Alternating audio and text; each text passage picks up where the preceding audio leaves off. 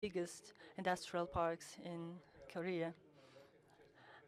And what was unexpected for the Russian delegation is the question about tariffs and about the way of attitude to the organization of these industrial parks, and the answer was that it has been a long time ago, and we can't answer because we have been created a long time ago. And we were asking questions about the managing company. What are the main functions of this managing company? So this industrial company has helped the participants of the industrial park on the R&D, on the technological side. And we realized that we have a lot to do to achieve their level. And through these last years, we have done already on this subject. And the people who participated in this process are present here. And so I'd like to finish my introduction and to pass to the presentations of our experts. And I would like to ask Christian Hawkins to make a short presentation. He represents the German institute who has developed a platform for Industry 4.0. Could you talk us about your approaches and how do you see this situation? Yeah, so thank you very much for your kind introduction. First of all, let me thank you for the great opportunity to talk about how we call it Industry 4.0 in Germany, which is the next level approach that we'll see in production management and digitalization of manufacturing companies. Well, I think we are just at the tipping point to a new era. Yeah? And with digitalization just hitting the market, there are so many new technologies and possibilities that we have. Yeah? So, and that's the reason why we call it the fourth industrial revolution in Germany. So we believe that in the next step we'll see smart companies, data companies that take decisions based on the data that is available. Yeah? Taking the right management decisions and helping companies in becoming more productive, more flexible, and we're just grading the value of these companies. I'm not sure if you can see my slides, so I brought a couple of slides on the next page. You can see how the industry has developed over the last 150 years. We are starting with a weaving boom, then with automation hitting the market, and now with digitization and Industry 4.0 hitting the market. Well, and let me see what this means with having Industry 4.0 just around the corner. So in Aachen, Germany, we developed a car, an electric car for the city, which with a total investment of around 30 million euros, and the development time we took for this car is just 30 months. Yeah? So start of production of this car will be in April 2018. And when you are used to the automotive industry, this is really some sort of revolution. Normally, cars of this type have a budget of around 2 billion euros to be produced, and they definitely have longer development cycles than just 3 years. Well, and the question is, how is that possible? And from my point of view, this is possible with having end-to-end solutions, digital end-to-end solutions, where you do not have any need of paper anymore, and where you have the chance to collaborate with a strong network of partners. And in fact, that's what we are doing in Aachen in close cooperation with the university and a big partner network. We formed a, so to say, community that helped within various aspects, so providing business software, providing parts. Yeah, for example, the business software has been provided by PTC. The powertrain has been provided by Bosch. So there are dozens of companies helping us with that. And forming this cooperation and this collaboration wouldn't be possible without digital platforms, without digital manufacturing. Yeah. And well, now the question is, this is a greenfield company. Yeah? How is it for brownfield companies possible to take this step? And from our point of view, a lot of things are already there. Yeah? So you have computerization on shop floor, you have probably smart tooling machines, yeah, with a LAN port and so on. However, tackling this transformation will take you a lot of time, and it probably will come with huge investment, and the question is how to tackle this transformation and to make it a strategic program.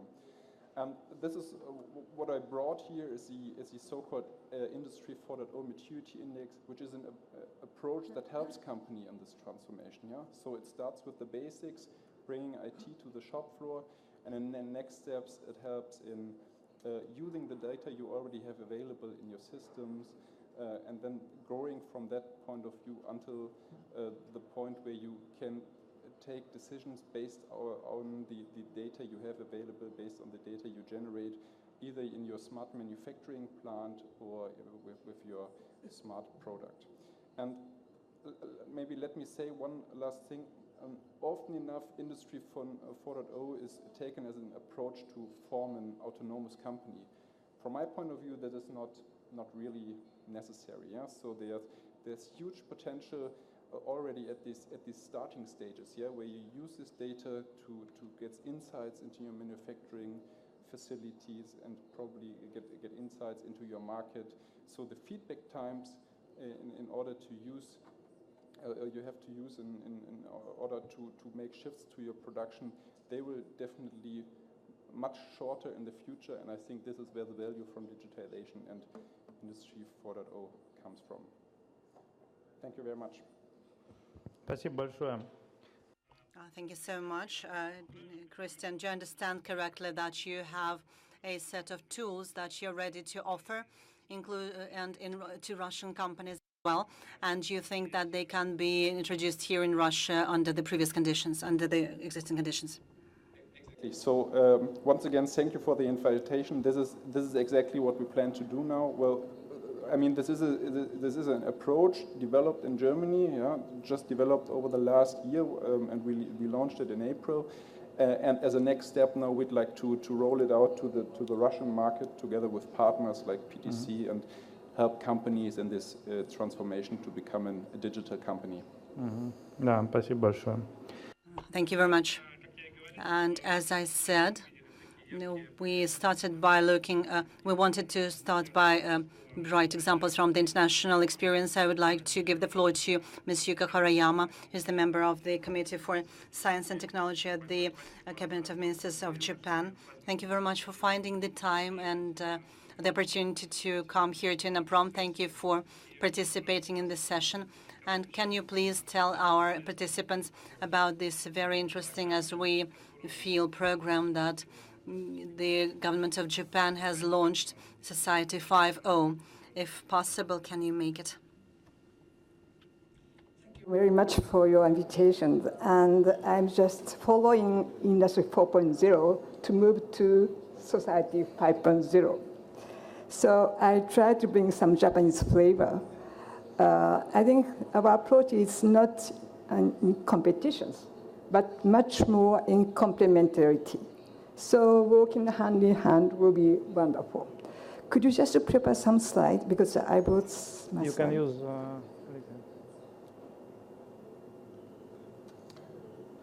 Maybe it's switched off.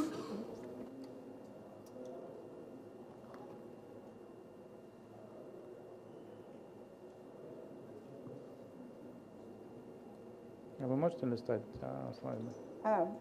It's okay. Works. Okay. Just to give you a background, we are operating regarding science, technology, innovation promotion based on 5-year planning. So I was charged to formulate actual 1/5 science technology basic plan.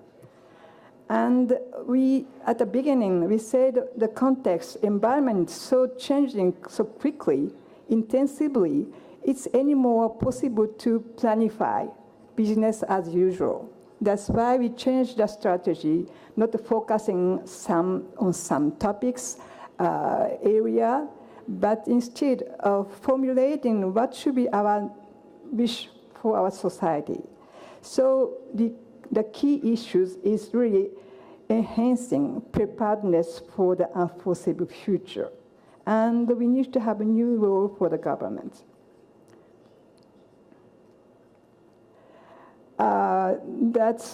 We are talking about Society 5.0. In Germany, you are focusing on industry. Industry is one big part of the society. But more and more, we need to take care of the society as such. That's why we are taking at heart society. And not only for the industrial revolution point of view, but more a civilization point of view. Because at the beginning, human being, we are living in symbiosis with the nature. The society 1.0, we call it a hunting-gathering society. Then we were very active to act on the nature and some domesticating nature. It's Society 2.0, agrarian society with agriculture. Agriculture brings to us lots of things, organization, society, and so on. So then we achieved to industry society 3.0. That's not only domesticating in nature, but we are mastering the power. So more flexibility, more sobriety, and we have renewed mass production. Then today, digitalization, we are under information society 4.0. So what we are asking is, what's the next? Taking advantage of the full set of science, technology, innovation, in particular benefits of digitalizations. We are on the way to transform our society, but not achieving the end.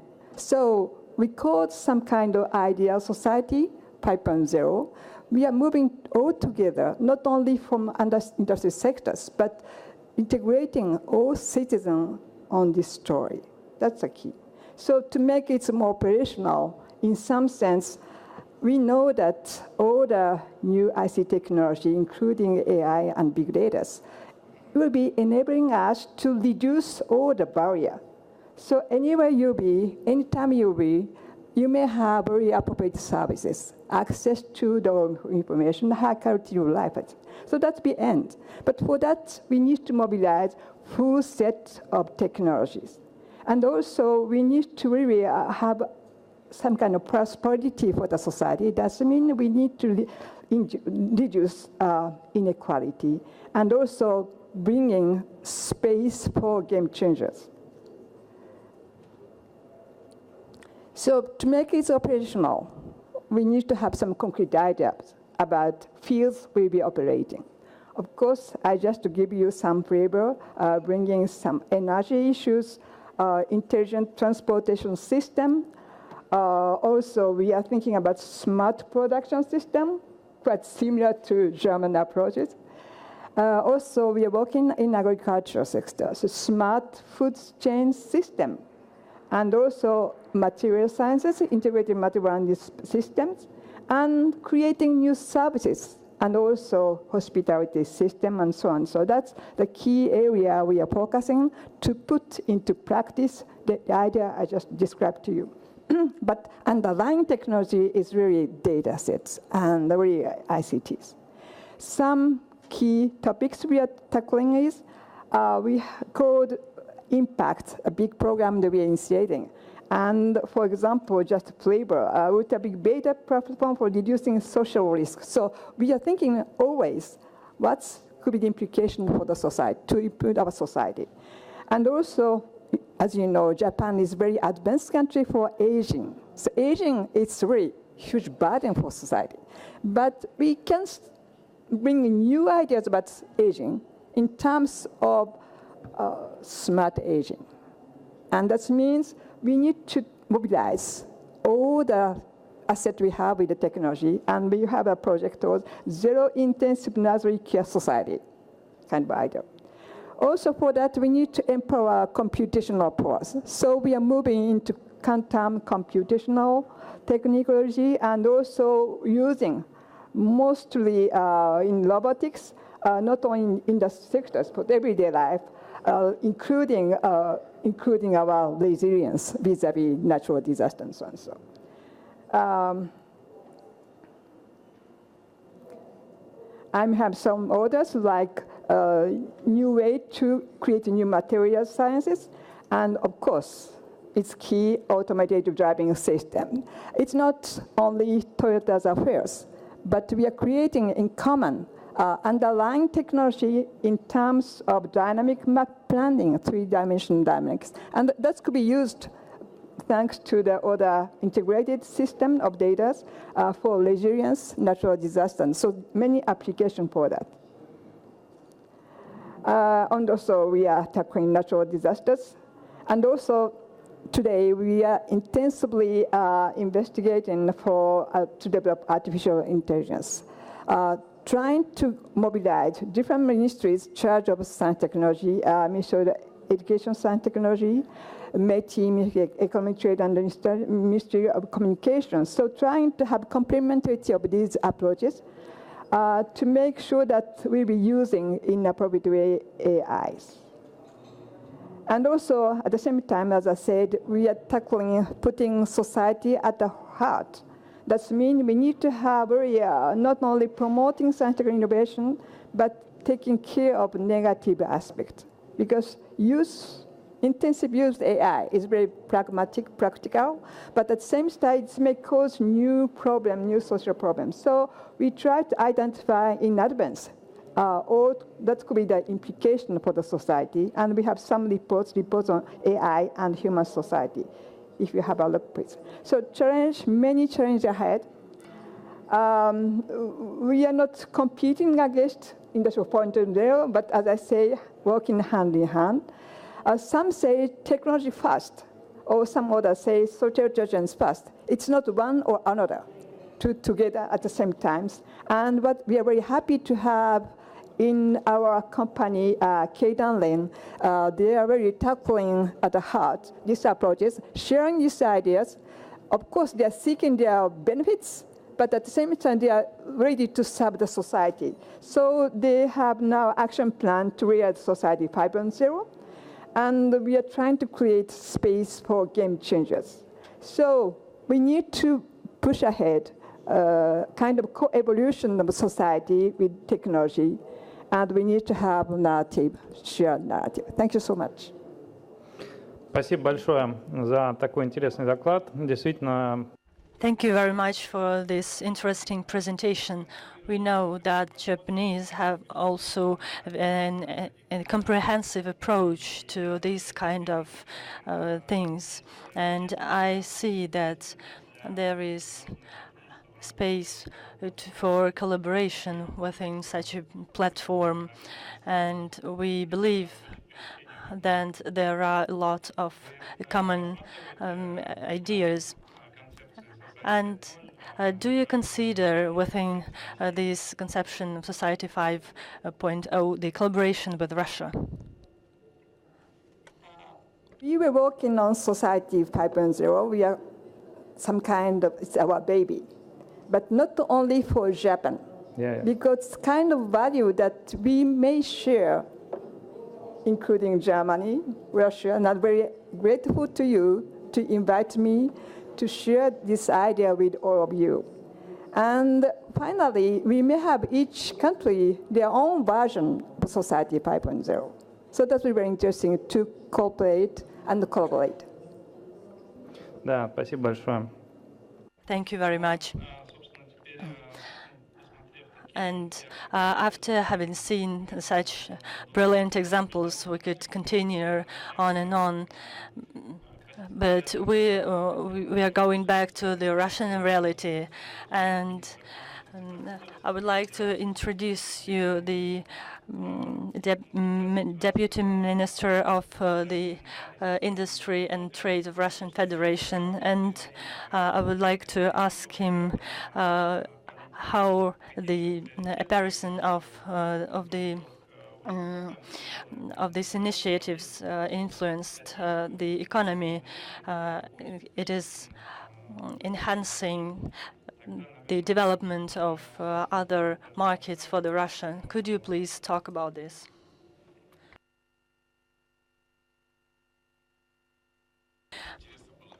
Thank you very much. It was very interesting to listen to our colleagues. And for those who have already seen the exhibition but who has not been to our stand, I invite you all. And we have a big digital exposition. We introduced it to the head of our country, and we have integrated the companies who are manufacturers for the Russian machine building, and there is also a laboratory, Kaspersky Laboratory, one of the big Russian companies. And you could look at them. There are a lot of professionals who represent their products, and of course we are going on with the digitalization of the main directions of the main directives. And the example that we have is quite simple. There is one component of our aircraft, and here you can see how, thanks to the digitalization, you could taking into account the example of the aircraft 21. And with the use of these components, the idea is how these companies Stan could produce this component and customize, and the changes of any parameters will change the cost of the product and the cost of the final finished product, and including the participation of Kaspersky protection company, and the protection against the hacker attacks is very important. So sometimes it happens that that component is hacked, and it happens that that component could not live for the whole life which was supposed to have. So I advise you to look at it. And we are often criticized by because of our initiatives for Aeronet or PatientNet, and they're saying that all this is just on paper, but it is not. It is working, and you can see it by your own eyes. And there are a lot of such companies present on the fair today, and it's obvious that they are numerous because this industrial revolution is here, and there are a lot of big and good companies, and we are investing a lot for the research and development, both for state and private companies. And we are developing new products, and with the support of the Ural Research Center, we have the opportunity to get the products of really good quality in different areas, not only on the Russian market, but also on the markets of other countries. So I advise you to go to see it on the stand, and it's impressive. So we can sum up.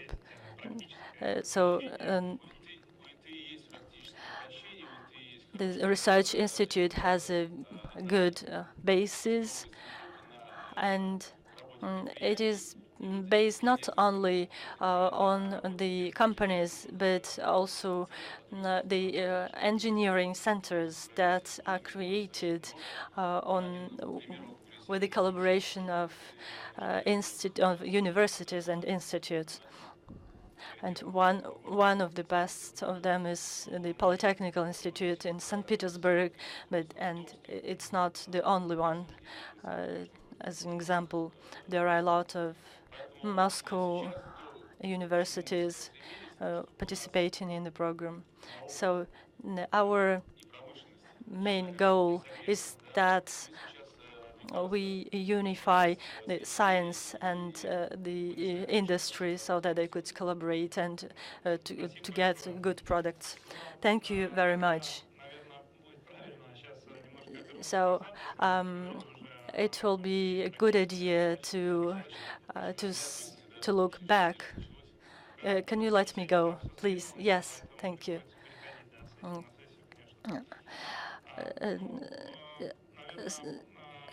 I guess I will be right if I say that Russia is responsible for the Research Institute, and I would like to invite on the floor Dmitry Peskov, the director of the Young Professionals Division of the Agency for Strategic Initiatives. You were one of the creators of this platform, and we saw very optimistic comments of the previous speaker. What should we expect? Promtorg has left, and I can say the truth. So we have the opportunity to talk as usual. We have less than we need, but more than we are expected to have. And we really feel it. Because when we started this research institute 2 years ago, and if you take our presentation, you will see in the first page, and you will see the explanation of the reason why it is impossible to implement in Russia. And I was there. And it is impossible to implement this initiative as it was conceived.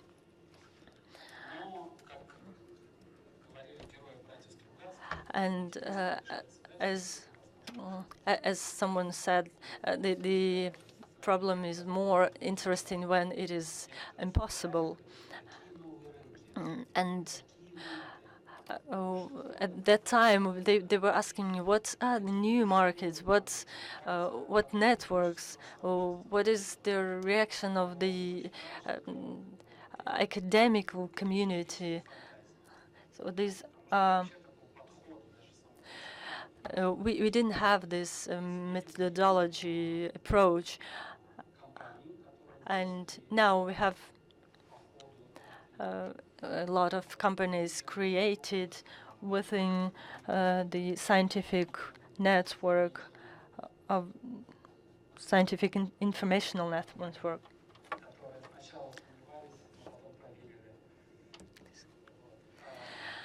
they doubted at the beginning, but they believed. They finally believed us, and we see how the approach of our government is changing, and the representatives of state are telling us to move on quicker and quicker, and we are talking a lot with the president of the Russian Federation about new developments and about the product which could save lots and lots of lives. And we will find, we'll choose some regions where we'll implement some children buses. And why should we do this? This only for children? This is something that should have any bus driver, and the demand is very big, and there is a queue of companies who are ready to implement these developments. The other question is that for the implementation, you need to change instantly after having been administrated with this medicine. But we have a kind of a fear of this changements. Are you talking about the society or the business? Both of them. Any industry, any plant couldn't become a company of national, could not integrate national technological initiative, and we could. Anyone could not become member of this national initiative. It could only be done within the pain, within efforts, and we saw a lot of companies ready for implementation. So once again, these national initiatives are developing, but quite slower, but much more bigger than we need. So we are moving quick, but our colleagues are quicker than us. Чем могло бы быть? And yet you're moving quicker than it could have been. Why is it happening? Because of the products, because of the demand, or because of the state pushing it? It's neither that nor this. We have we're building on the very correct logic. We're thinking that the initiative is a network of people rather than organizations, and we removed a lot of bureaucratic barriers, and we are able to take decisions quickly and to implement them quickly. If it was more about relations between ministries and large state corporations, we would have been where we were in 2014. Thank you. Then maybe the most logical thing now is to ask the opinion from the project office of the National Technology Initiative. It's managed by a Arvika company, and Alexander Povalko, who is present here, and we give the floor to him. He's the general manager of the company. I would like to answer the previous question rather than a new one. That was the logic to ask this previous question first to you, first to the strategy makers, and then to you, to the project office. There's a very fashionable scheme, agile approach, when there's no big strategy, but it keeps building along the way, and it's possible to offer intermediate versions and to improve decisions and solutions as we go. We tried to build a big strategy, but we abandoned that. Everybody was feeling uncomfortable and kept complaining. Some people even were very aggressive, and but it's hard to work like that. I do not quite agree with Dmitry. There are some things where I would think differently. We are moving quite quickly, even though not as quickly as we wished, because it was a big challenge and nobody was bored, because before the government got in massively on a massive scale, it was going fine. And the state is not part of the entity, the active entity here, and people are working, but the challenge is not. The challenge is still there. We don't quite understand the potential, but we will be acting for the next 20 years. And there are people who say that, okay, you can do whatever you want, but the market will be as it will be. And Alexei is sitting here, and he knows how the market will look. And in a long term, it's a different way to think from those who developed the strategy. And he can do whatever he thinks because he has a very clear idea. And that's a very good and moving progress and very good work. You are in the project office, and do you have any practical tools now? We are talking about accelerators and venture funds. What are you focusing on? We have started using a traditional tool immediately. We thought it was good to give people resources from day one, and then it will solve itself. And we proved to ourselves that we were mistaken. We cannot always give grants. Giving grants is always bad, as some people think, but we think it's sometimes good and sometimes bad. My view is that what we need to do is to invent new tools, to find new support tools and new market development tools. First off, we should remove artificial barriers and limitations. We have a copter which flies, this toy that flies without a pilot. By now I was given one, and it weighs more than 250 grams, and it cannot fly, and because I'm not allowed to fly it, because you can only fly something up to 250. And this is the first area. And that's the first thing we need to do, the regulations.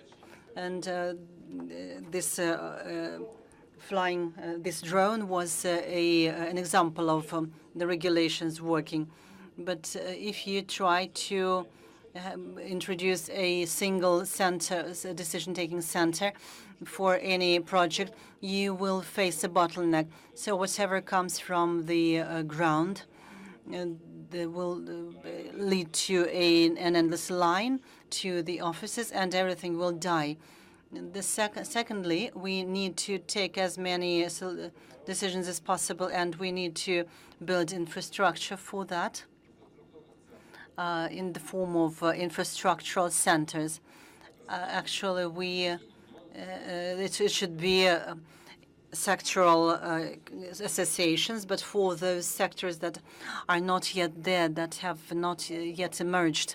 And that's what I need is what we would want to see is that there is no there is competition, there is selection rather than directives that define who will work on specific projects. And of course, here we rely on venture funds, first of all on corporate funds, but that's not such a straightforward way where a state corporation gives an order and then the venture fund gives a report. We involve third-party investors and international teams. That's what we want to achieve, this very sustainable interest.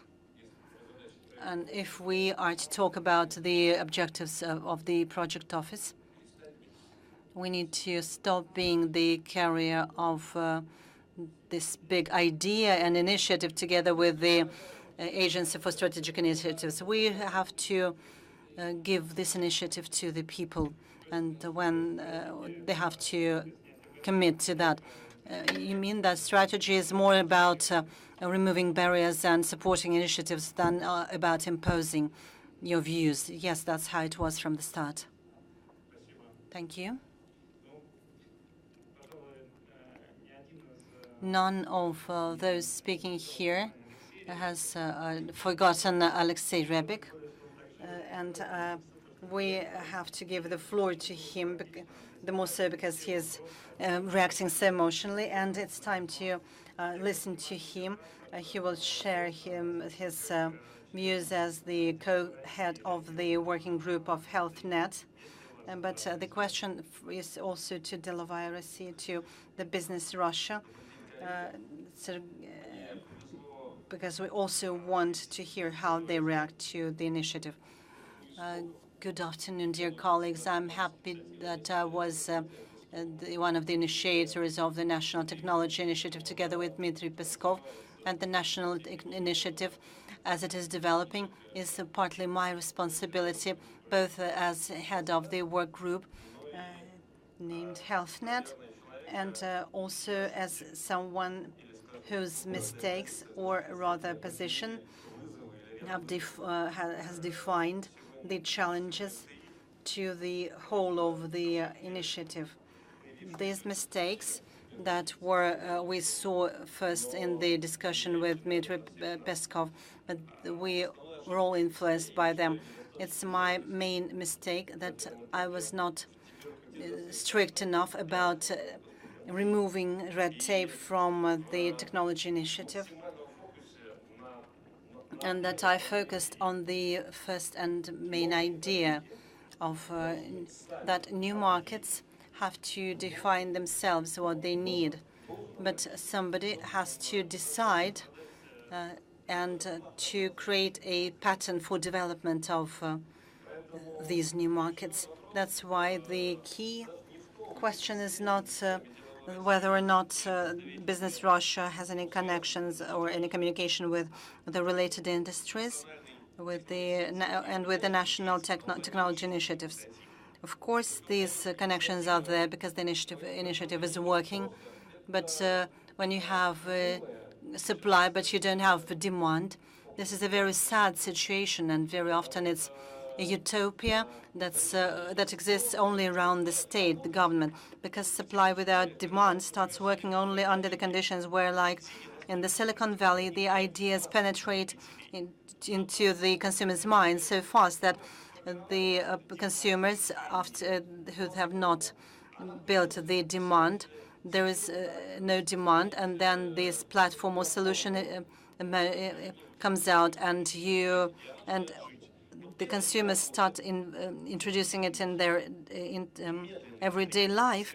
And it starts living. That's the situation in the Silicon Valley. But in the Russian Federation, the consumption environment is totally different. So our first idea is to work correctly with the expectations, and first of all, with the expectations of consumers, and to build a communication channel with game changers, with visionaries. Even if they are unable to implement their idea, if there's demand, there will be supply from the technology companies. In some ways, in some areas, the state is able to build this demand via infrastructural transformations program and the life quality enhancement program as the state sees it. And here our commitment is to make sure that the state, so to say, is kept in a field that in the format of thinking that it's not used to, in this innovative format. The state has the practice of thinking long term, just like any big structure, like any big entity. And actually, what often doesn't work is when we try working with new markets and big corporations. And what we see as a big challenge, both Google and Apple see it too, is how to introduce a flatter system of management and to avoid this very corporate nature of decisions, where the decisions take so long to take that they are lagging behind the life.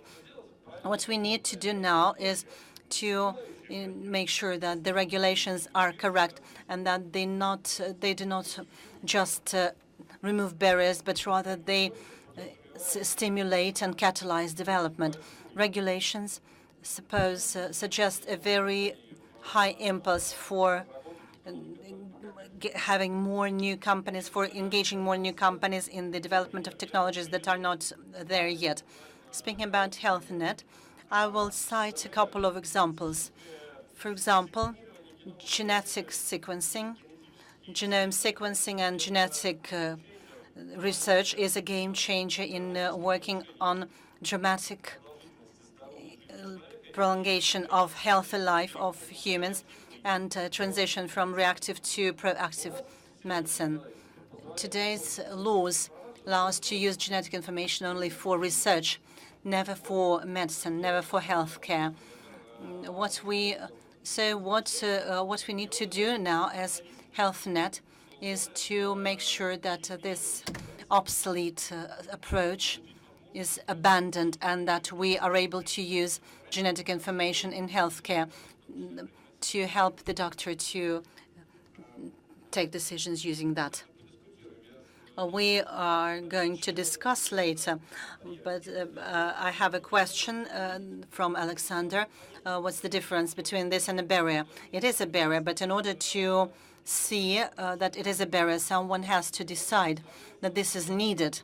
This new solution is needed. Now we see that there is demand for that, and now we feel that this is a barrier. But we didn't even realize that it was a barrier because it was not used in practice.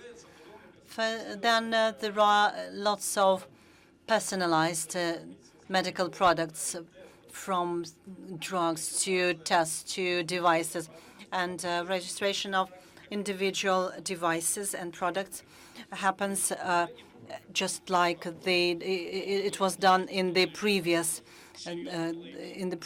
previous years, in the previous decades.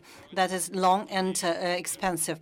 The question is, can we introduce fast tracks, real fast tracks, but rather than those that the regulatory agencies think as fast tracks? Of course, we can. There's an idea. If someone thinks that fast track has to be there, it has to be there.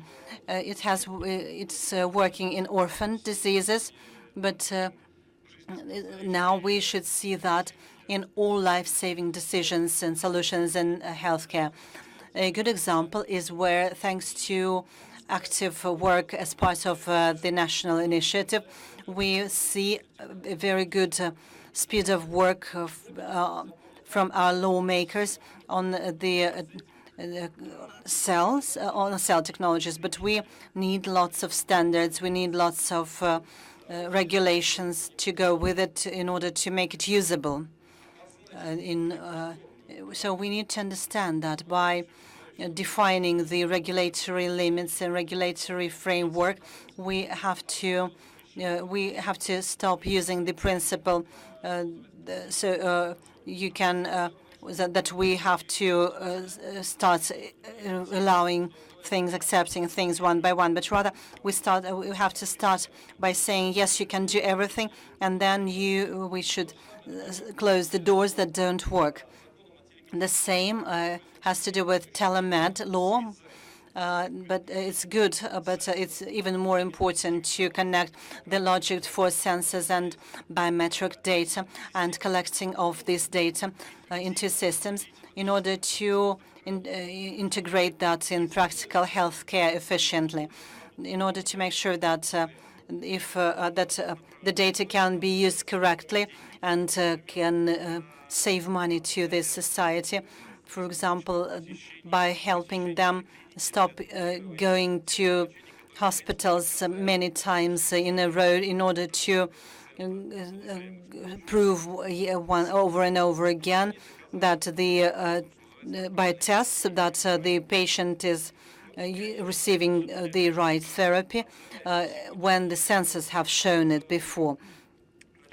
So the name today, the name of our panel today is New Production for New Markets, and I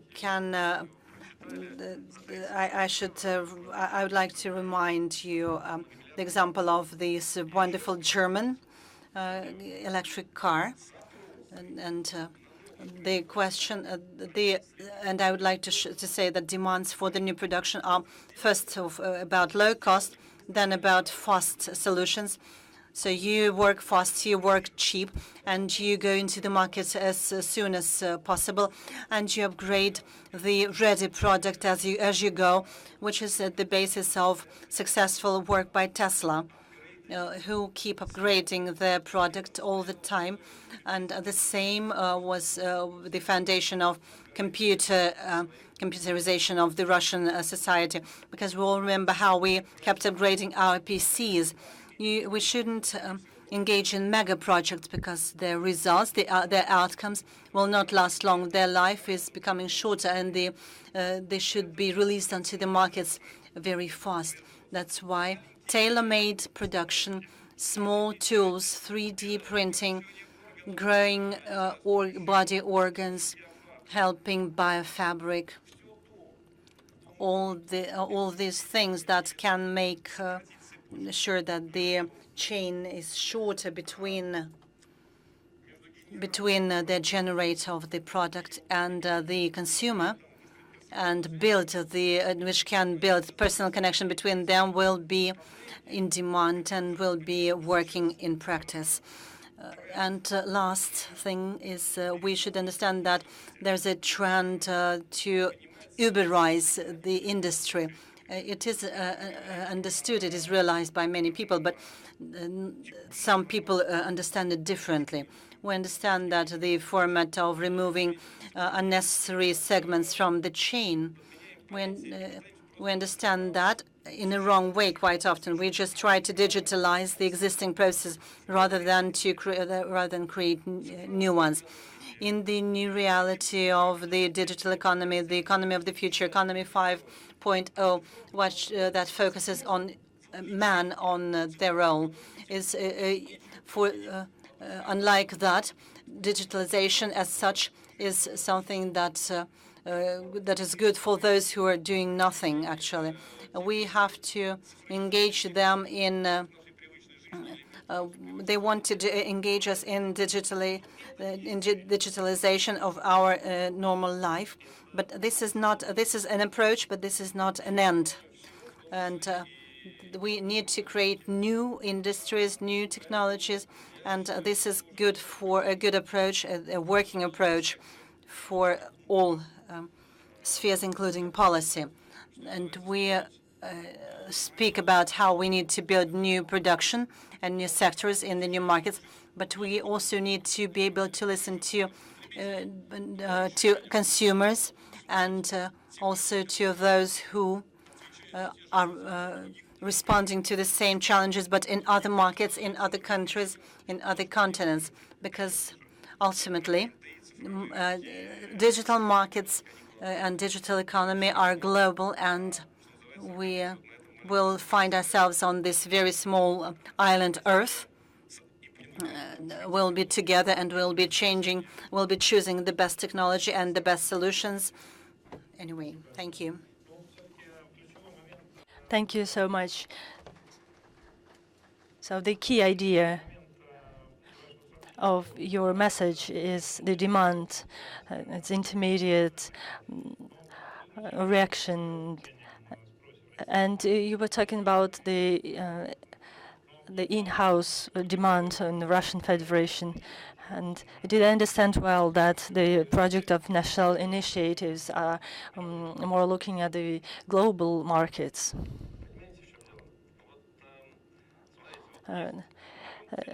Let's take United States. There are small social networks that are not working in a state, but in just a small town, and some university and social network can become a global network. And the idea is that someone could have very big ambitions, and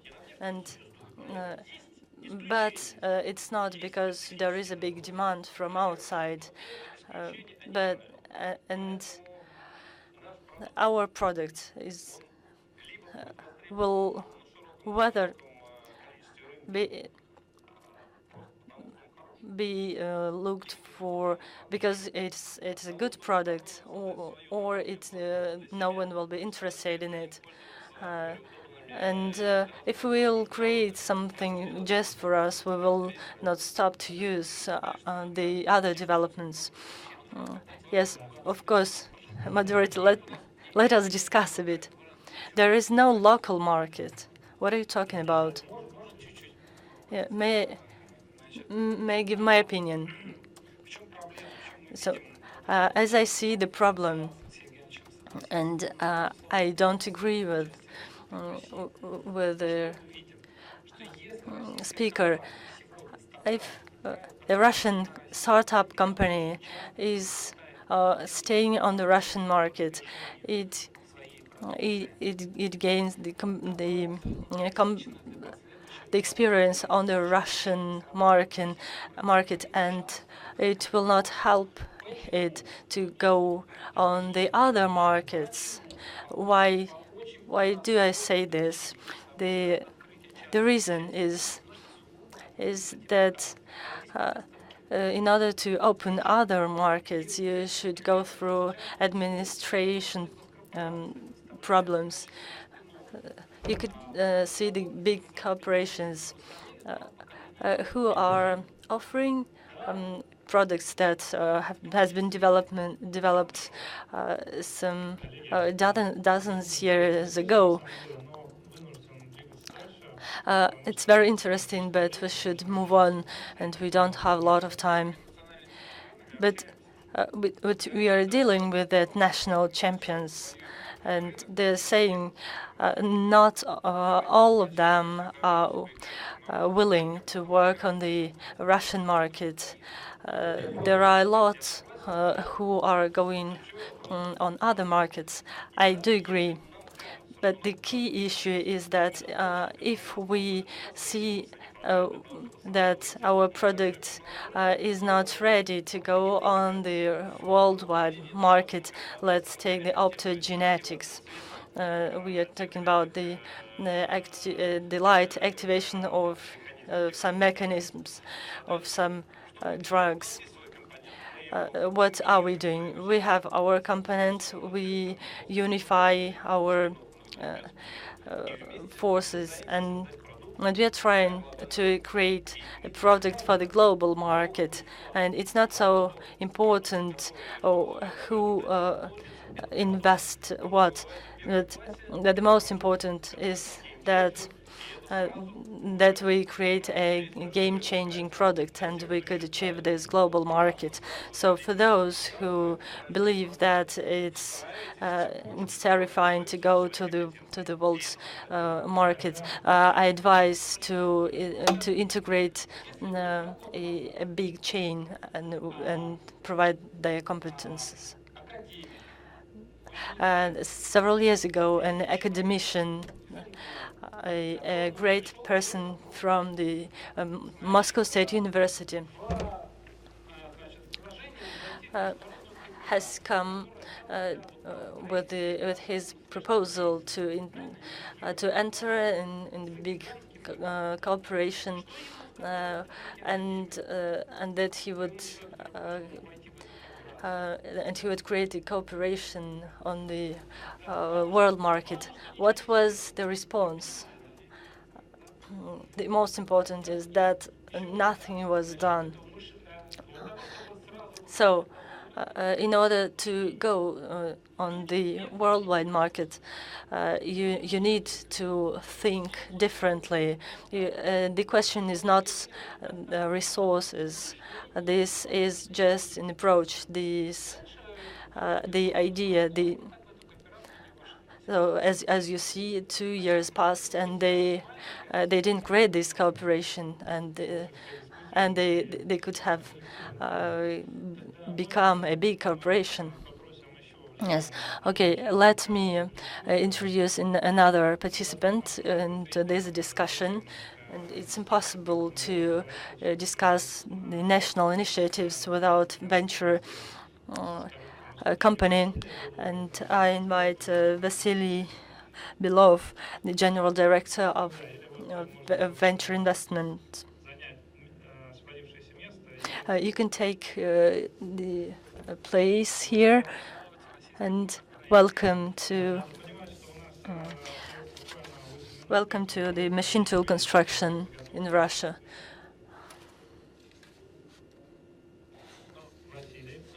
Vasily, thank you very much, and I don't want to take your place on the floor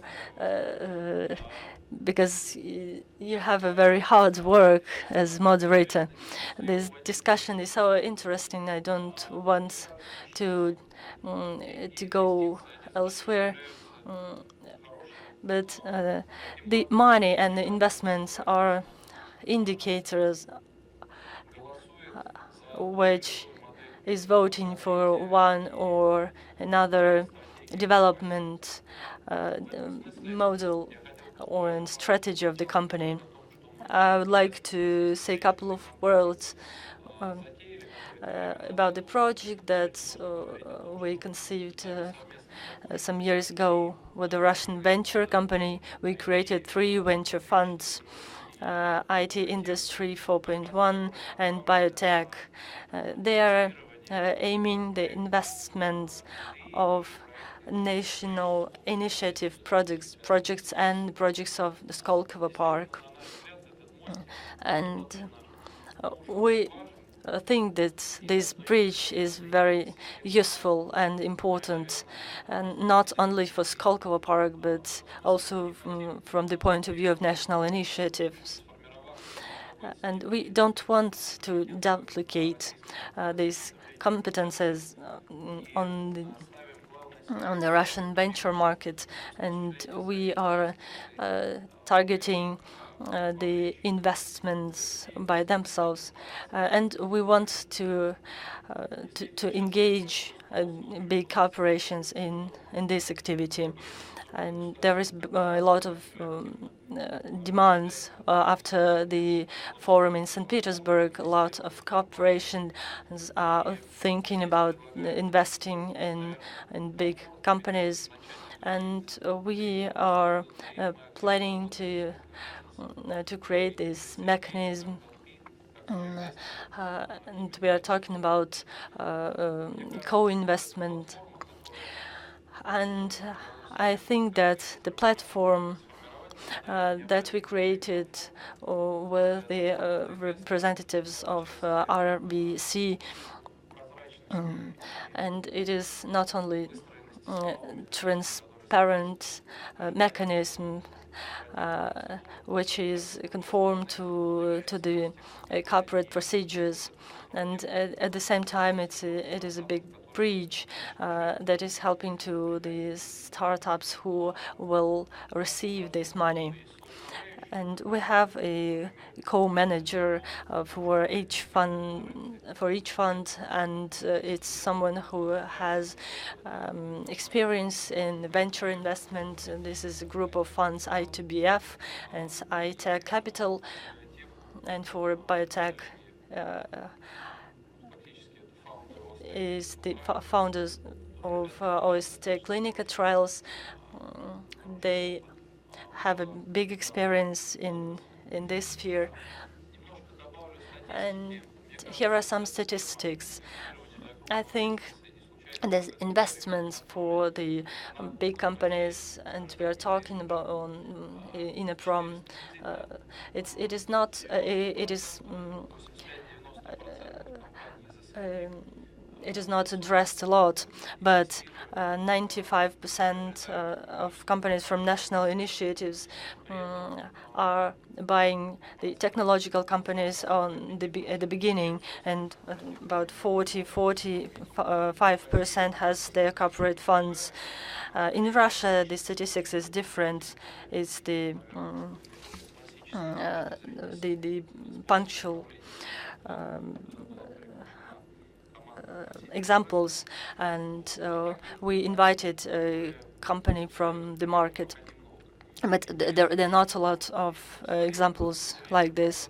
But if we're looking at different sectors in high tech, there are 70% of companies with their own venture funds. In the energy and heavy industry, it's about 40%, and even for the oil and gas sectors, are using these instruments to diversify and to get new opportunities. This instrument, which are venture funds, are giving the most part of the capital.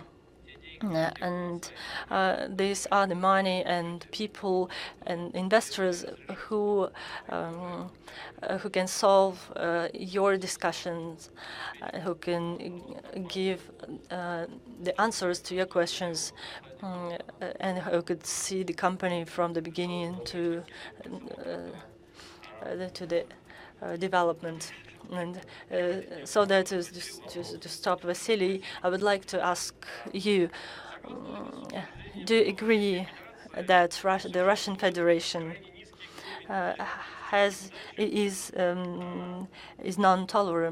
tolerant to the failures, and there are a lot of expectations from the technological developers, and the second question is that use of the state institutions and the support of the state funds. How do you think if the company fails, will it be considered as the non-legal use of funds? And do you think that if a company is not very successful, because if there are not a lot of chances to success, Vasily, I would ask you to be shorter than the questioner himself. These questions are very good, but they don't really need answers, and I will be shorter. I do agree. For the second questions about the toxicity of the money, we all agree and understand that there are bad examples and there are good ones. And Alexei is a co-investor. Alexei has funds that you are managing, and you are co-investor, and there are money of RBC. And I think we just assist to some difficulties, and we do know how to cope with them. But if we don't realize how to solve these problems, and we'll try to resolve anyway. Свободное место. Еще I'd like to invite to take a seat another person who is head of a work group within the National Technology Initiative. That's Alexei Borovkov, the leader of the Factory of the Future project and the ahead of the St. Petersburg Polytechnical University. We are seeing a kind of a session focused on the national technology initiatives. That's interesting.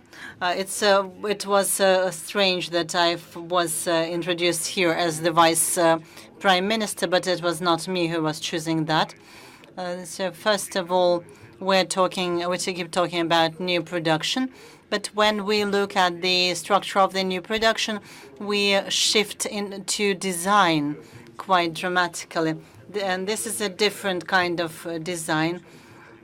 And just like we talked about smart manufacturing yesterday, we're talking about smart design. And this design and the competition will go in this direction.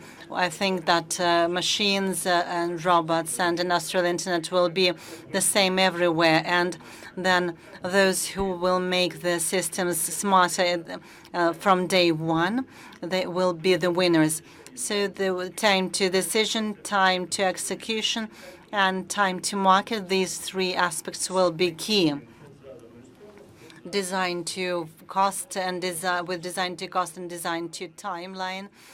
Otherwise, the price will be so high that the market will not be buying it.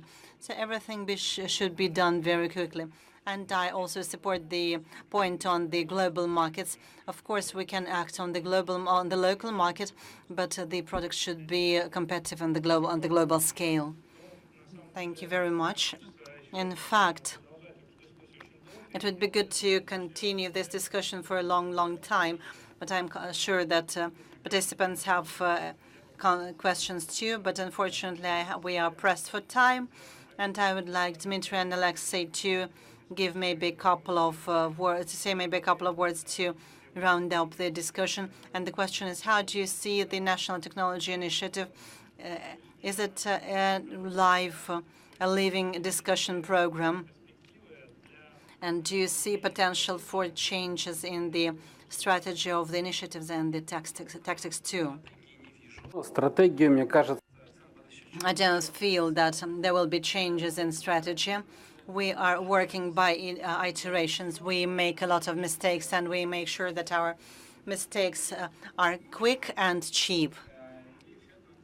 And this is all superimposed on a lot of energy and joy that moves us forward. We keep like that. I think we shouldn't use the strategy logic as such. We should be thinking about objectives. Secondly, in terms of tactics, we need to have more opportunities, more capacities, which must, first of all, regulative capacities to give them to the work groups. And secondly, participants of the initiatives should not think that this is about grants and it's about distributing money. This is the dragon that we have to kill in our own heads. And the third and most important aspect is that we need to build cooperation between the Russian National Technology Initiative and strategic partners on the international scale in terms of two-way movement and the bridge with two-way traffic. Today's Russian-Japanese INNOPROM is one of the good tools for this. And because we're talking about the broad scale and broad number of participants, my question is to Alexander Pavalko. Well, do you think who should be engaged in the technology initiatives in addition to those players who are already in it? Any partner who's crazy enough for that, who's ready to invest the energy and who are ready to move the energy ahead. If they really can't sit in their place, so then making sure that they move forward, keep moving, and you cannot stop them. We need people who will be waking at night and saying, "Oh, there's something I haven't done today." Well, that's the people we need. We need more crowdfunding. If there's demand from consumers who are ready to contribute to the funding. This will be a very important reason to implement the project. Crowdfunding as an idea is something that is outside of the context of the initiatives right now. The plan of crowdfunding for a number of projects that we have. Thank you very much. On behalf of all participants, many thanks to the experts and the speakers for the beautiful speeches, and thank you.